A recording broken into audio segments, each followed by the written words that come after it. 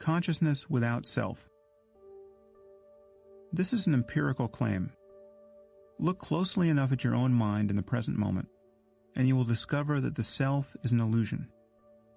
The problem with a claim of this kind, however, is that one can't borrow another person's contemplative tools to test it.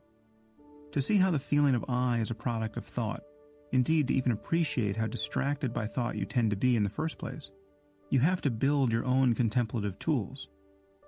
Unfortunately, this leads many people to dismiss the project out of hand. They look inside, notice nothing of interest, and conclude that introspection is a dead end.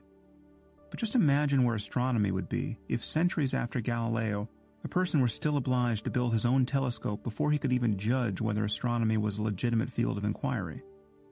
It wouldn't make the sky any less worthy of investigation, but astronomy's development as a science would become immensely more difficult. A few pharmacological shortcuts exist, and I discuss some of them in a later chapter. But generally speaking, we must build our own telescopes to judge the empirical claims of contemplatives.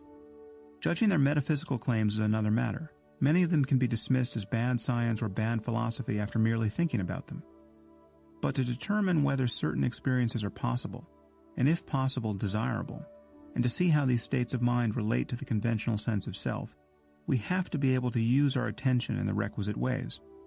Primarily, this means learning to recognize thoughts, as transient appearances in consciousness, and to no longer be distracted by them, if only for short periods of time.